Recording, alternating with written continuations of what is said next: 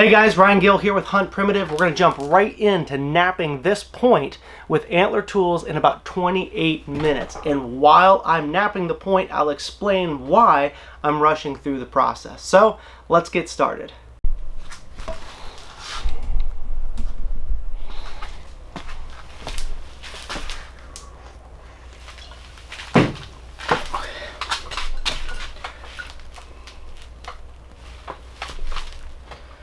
All right, timer started and we're ready to go. So now the purpose of doing this is not really to just see how fast I can make a point. That's not terribly important to me. But the real purpose is to force myself to go fast so I don't spend too much time perfecting the point. So just starting off with a flake of Keokuk here, and I don't want to have to stop and think too much about my strategy, because what we're trying to actually replicate is maybe some points that are closer to the archaeological record. And by spending a lot of time really studying the piece, or taking an hour or more to make a point, we're almost focusing more on that perfection aspect, as opposed to, I'm not saying that early people didn't care about their work, and obviously there are some exquisitely knapped pieces in the archaeological record, but what you really find, although they are used and abused and broken and resharpened and discarded and all that, so they're definitely going to look rougher, there's quite a few artifacts that really just aren't perfect. And I think once you've spent a lifetime making hundreds or thousands of points, your concern about making every one that's simply just a tool, your concern with trying to make every single one really, really nice is not going to be that much of a concern, especially when you know you're going to turn around and throw it at an animal. So that's kind of what I'm up to, is forcing myself to go faster, simply so I don't try to perfect it, and then hunt with points that are made a little bit more expediently, perhaps like the ones in the archaeological record. Now, they're still probably going to look pretty good, because I don't really have any interest in just hunting with junk. I do believe that tip geometry and edge geometry and all that stuff is in fact quite important. And of course we're working on making an atlatl point, because true error points are quite small in comparison, and those little triangles, you can chip those out pretty quick for the most part. And this was almost a little bit too easy of a flake to work. It seems like it's just coming together really well. But anyway, so this will end up on the foreshaft of an atlatl, and then we'll go do a hunt in another video. But at least now you kind of know at least what I'm up to. Not focusing on setting up the perfect platforms or anything. It's really just kind of bashing the rock into a point that's good and serviceable, and then saying good enough. So as soon as I'm to the point that I say, okay, I would hunt with this point, then I'm done.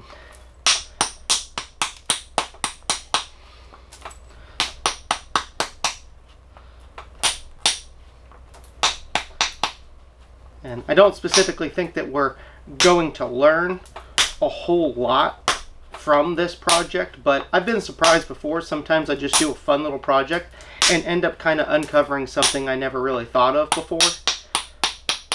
But really, it's just another opportunity to break some rocks and put some atlatls together and go do a hunt, and, add another little project aspect to it along the way. So I really enjoy the little projects. And I like to hunt. And I like to bring the animals home and eat them. We're moving right along here.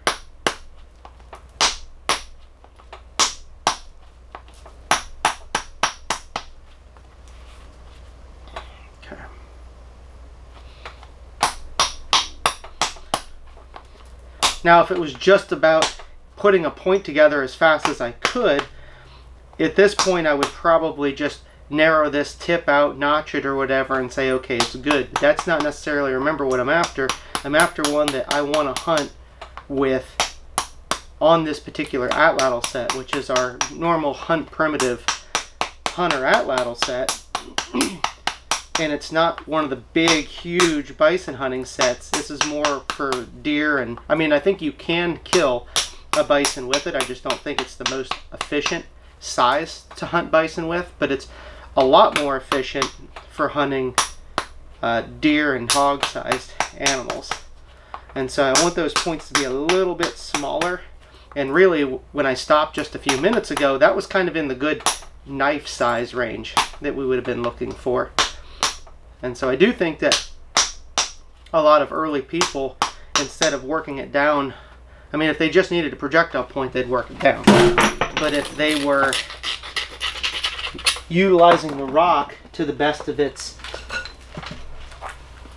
ability, you'd probably start off with that knife, use it as a knife for quite a while, and then over a period of time sharpening it down when it's no longer really size enough for a knife, then you would finish it out the rest of the way into a projectile point.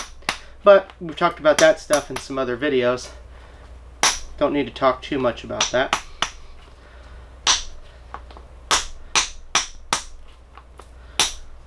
So you notice I'm really not setting up much for platforms. And if you are looking for, if for some reason you haven't really watched my other knapping videos and you're looking for something that's more instructional on knapping, I mean, certainly we have a bunch of those. The Flint Knapping for Beginners video has really helped a lot of folks get to flint knapping. So you may want to look that up. You just type in HuntPrimitive Flint Knapping for Beginners and you can't miss it. Or you can even go to HuntPrimitive.com and we have a how-to page on there, and it links a lot of the more popular videos that folks are asking about.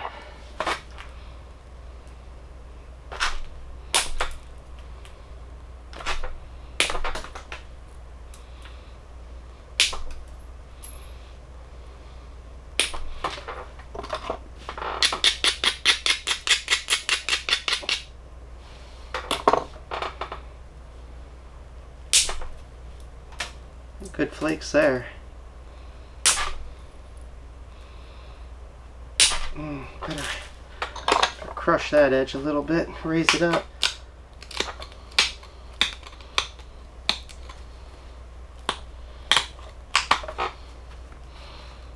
I always have an antler flaker that's a little bit bigger and more robust, and it's more for crushing that edge and raising a platform, so I can get a better lick on it with the antler.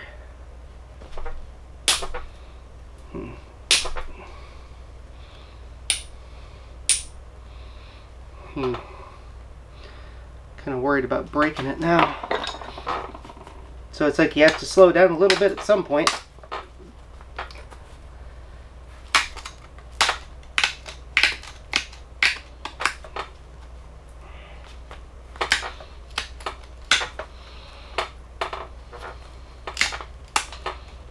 Just want to get this tip thinned out a little bit more. The base side's not too awful bad, but I definitely want to get the tip area refined a bit more so we can get good penetration.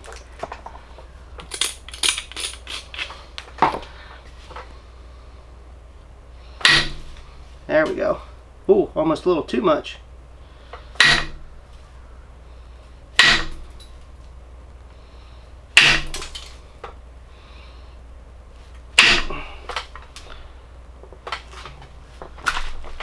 Yeah, I ended up kind of overshooting that and busting my tip off there a little bit. So we'll have to shorten it up probably a skosh.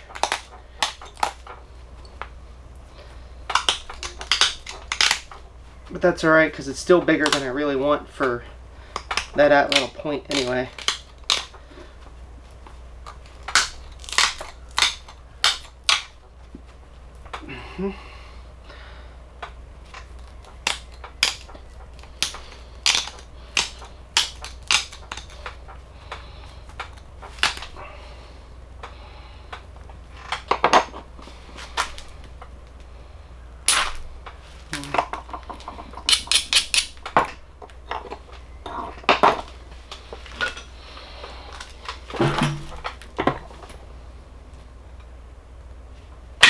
Yeah, you definitely see I like to bounce around to different tools, especially when knapping with indige tools.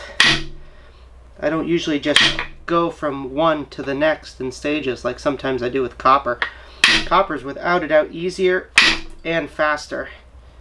And indige or abo tools require a little bit of thought and planning, and the willingness to put one tool down and pick up another. That did us really, really nicely, actually. And I hope we can continue that.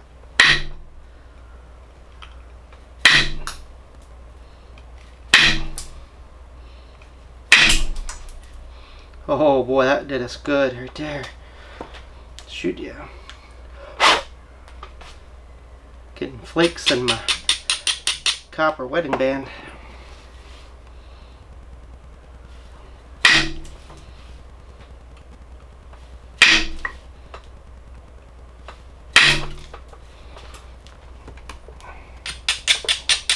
Well, we're starting to get real close now.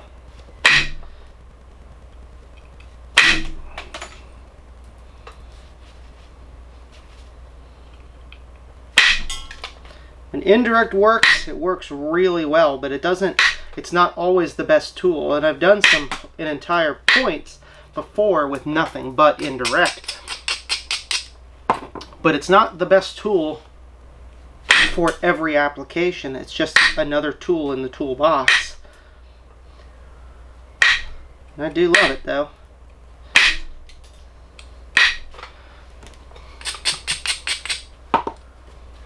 Just about done with mass flake removal. Well, that was a nice one there. That really thinned our base out nicely.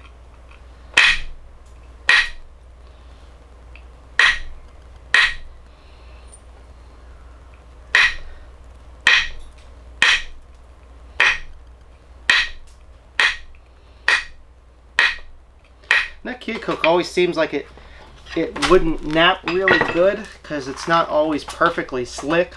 I'll tell you what, once you kind of get used to it, you can really make it do what you want. And I know the more you heat treat it, the slicker it gets, but then also the more brittle it gets and prone to snapping. And so I've really been working on my heat treat with it to get it to where it's maybe not super glassy, but it's a little less prone to snapping during the knapping process. But there's all kinds of different grades of it, and that's not all just one boulder's nice and the next boulder. It's all mixed up. So you could have one flake that comes out real clean and the next one's got some problems. And I mean, it's good natural rock, that's for sure. That's how natural rocks are. In fact, what I'm kind of working with here, there's a fracture in this that's kind of working against me because it keeps wanting to follow this natural little fracture line.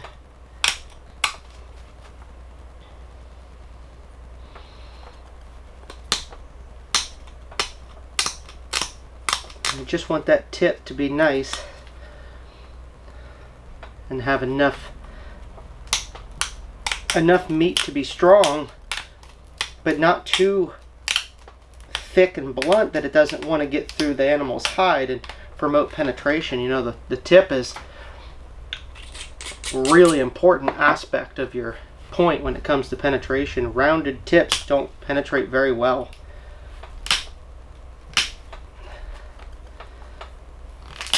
There we go. There we go. All right. Now we've got her on the run. Perfect.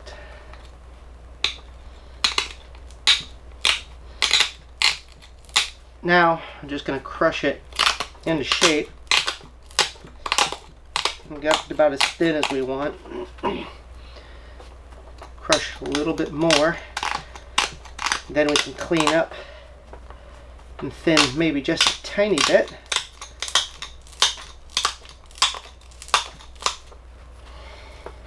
It's still actually bigger than I want for the application, so that's why we're just kind of crushing it down. I mean, you could certainly just finish it at this point, but I am after, again, that kind of specific size that's going to penetrate for us really well. Remember, big points, if you follow along to the stuff that I teach you both in videos and books, big points have a lot of friction and they don't penetrate very well. And I know there's all that data out there, you know, it says that big heavy stuff has a lot of kinetic friction or kinetic energy and momentum, and it does, as long as you have a projectile that does not have a lot of friction. And stone projectiles certainly have a lot more friction upon entry than steel projectiles. Alright, we are getting much closer. And I'm just curious, time-wise, we're looking at 16 minutes. That's not too bad.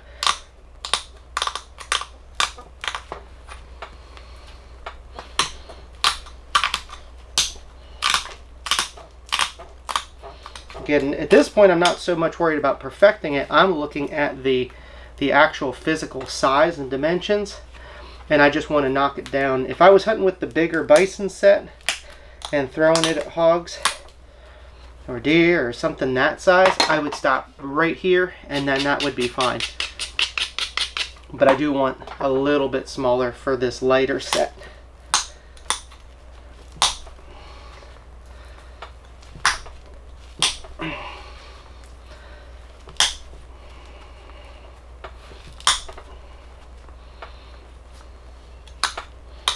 But just because you're trying to rush through, I mean, if you're making it smaller, you're not just trying to bang out the quickest, ugliest point. It's just not taking all the time to perfect all of those little issues. But if you're thinning it out anyway, and there's an issue to fix, like that, you just line up and knock it off. And if it doesn't seem to work, or you end up getting kind of a step fracture, you don't spend a bunch of time trying to fix it and being real careful. You just kind of accept it and move on.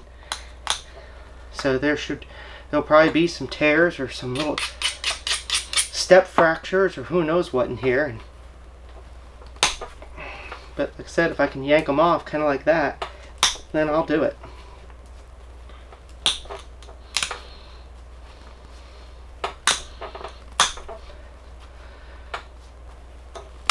Okay.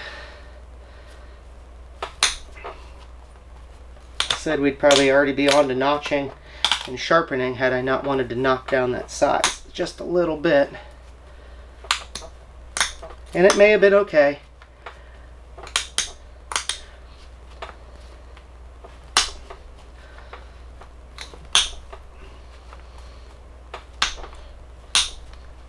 Because at the end of the day, even though I want to make the point quickly and I don't want to focus on perfection, I still want it to be an efficient hunting point. If it's not an efficient hunting point, then there's really no sense in hunting with it. You think about all the time that you put into building your hunting set and going out and hunting, and then to go out with something that's inferior because of the size of it or the sharpness or anything that's going to take away from the efficiency, maybe the efficacy of your hunt and your hunting set, well, then you're going in the wrong direction. So while you don't have to focus on perfection, you should most certainly focus on what it's going to take to get the job done and the job done well. Okay, I think we're close enough now. I'm happy with it. I'm going to knock in some notches.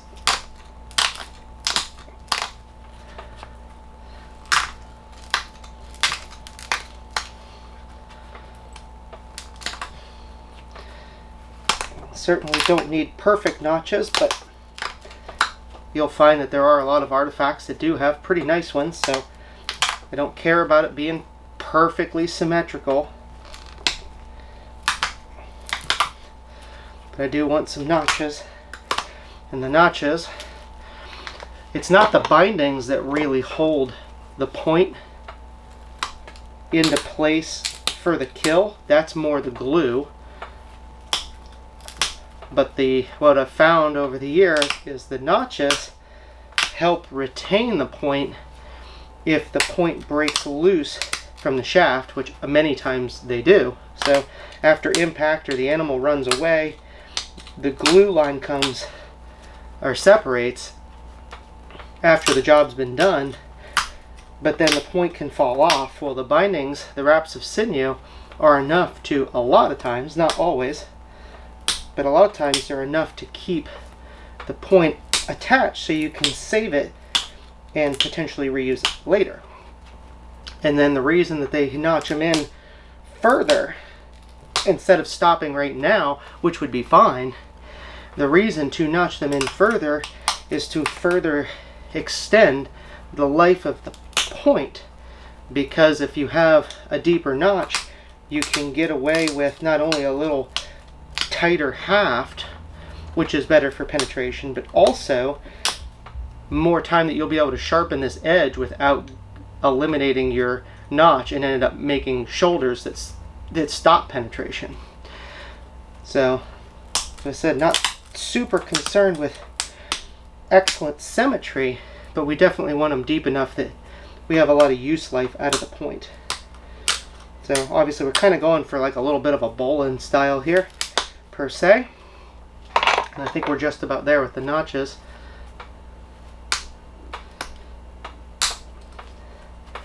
Taking a couple more out, almost to clean up that hafting area just a little bit more, and then also to almost dull the inside so it can kind of crush, because if the notches are really sharp on the inside, they'll also cut your sinew when you wrap around it. So anywhere that there's a hafting area, more times than not you'll find on artifacts that they've been dulled one way or another. Alright, now I do want to take maybe a flake or two off the base because we want to make sure it hafts really nicely. And there's a little bit of a bump here. There we go. Boy, I can felt that one run all the way up in my wrist. Knapping gets hard on your joints and tendons after a while. Alright, so there we are with that. Now let's go ahead, do one little final cleanup, and then we're going to sharpen it, and then it's done. And the final cleanup is important, and although it only takes a minute to do, I do find it important because it sets up your edge geometry a little bit better to promote penetration and sharpness. But then later, as you sharpen, that's when you will have to decide if you're going to do a true double bevel sharpen, where you're going to sharpen both sides, or if you're going to start doing a single bevel. And you'll notice that a lot of artifacts, especially early archaic, bowline style, transitional paleo to archaic, like Dalton's, a lot of those do have a single bevel sharpening method, and that's really just to preserve the edge and get as much use life out of it as possible. Because if you're only removing flakes off one side, every time you sharpen, you're going to almost double your use life.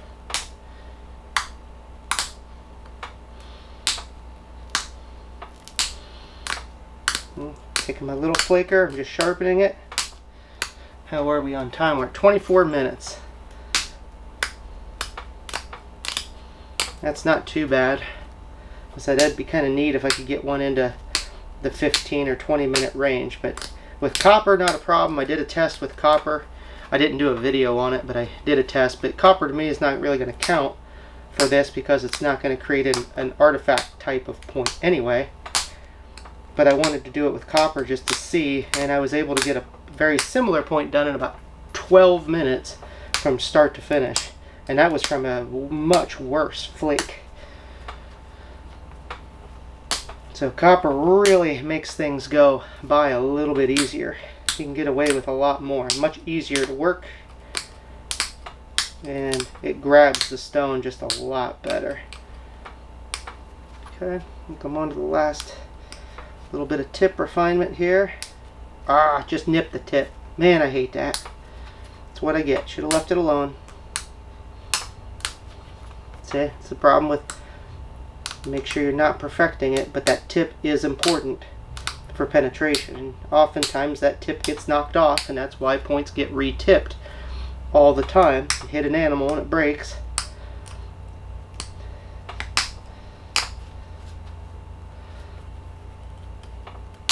There we go. Feel for sharpness. Even though I don't care about it being perfect, I still want it sharp. 25. We'll still be under 30 minutes, so that's pretty nice.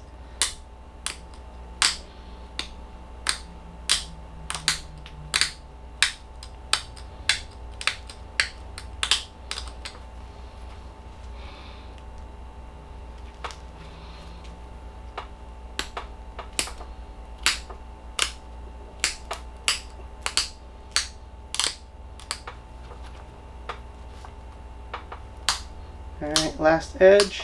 As long as I don't nip that tip again on accident by rushing, then we should be in good shape.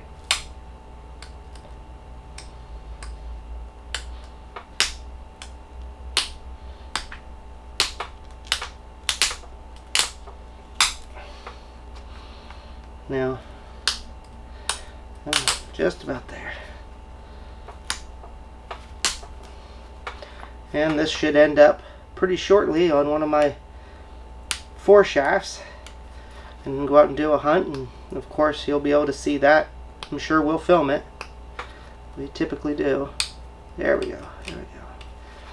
And I'd like to show you the hunts and the results and all that kind of stuff. And funny enough, it's like trying not to perfect it, but it turned out pretty darn good. I don't actually have any huge issues, other than the tip might be just a tiny bit chunky for me, but I think I can live with that. I think the Antler will push it through. There we go. Final sharpness test. That one's good. That one's so close. Just got one or two more flakes here on the trailing edge. I hit that animal. I really want it to dig in there good. I really cut some stuff up. That's a lot sharper there. Alright, well that's it right there.